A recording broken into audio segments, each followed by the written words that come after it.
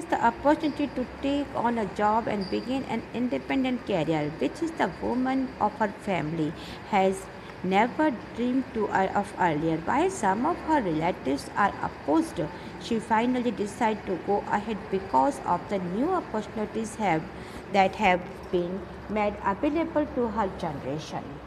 अब सारिका जो है अपनी फैमिली के अंदर पढ़ी लिखी क्वालिफाइड है, ये हार्ड वर्क करके कॉलेज में हायर स्टडी प्राप्त कर रही है। अब वो सर्विस करने के लिए एक स्वतंत्र कैरियर के लिए, एक फ्री कैरियर के लिए शुरुआत करने का अवसर उसको हाथ लगा है।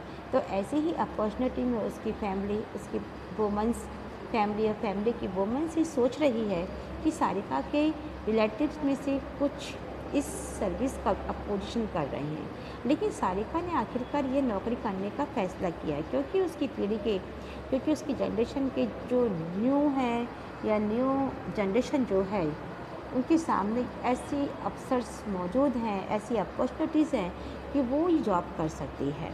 तो ऑल दिस एग्जाम्पल, आपने ये तीनों एग्जाम्पल देखे and illustrate and the speech each of what we call the globalisation.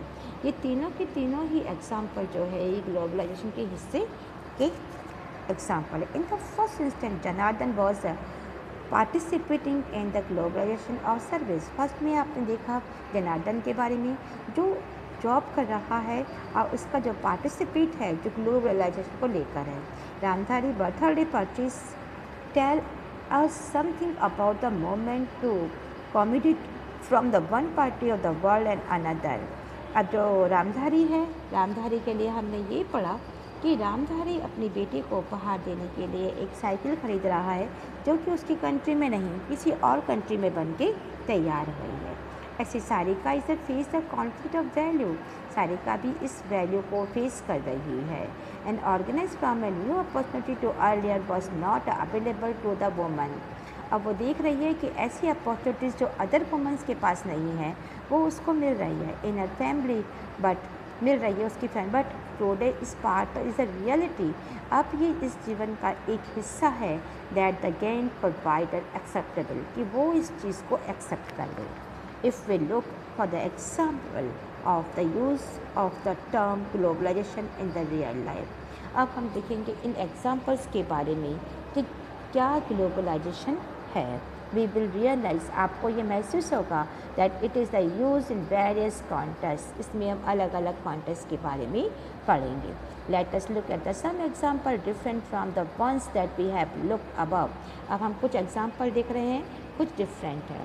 The some farmer committed slides and because their crop failed they had brought very expensive seeds supplied by a multinational company MNC।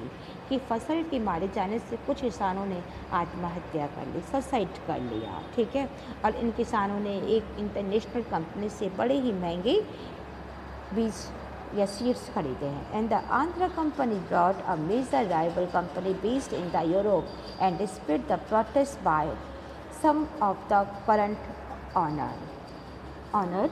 अब कह रहे दूसरा है Europe की बड़ी company, और ये company अपनी जितनी भी कॉम्पिटिटर कंपनी को इंडियन कंपनी ने खरीद लिया, जबकि खरीदी गई कंपनी के मालिक ने इस खरीदारी का विरोध कर रहे हैं।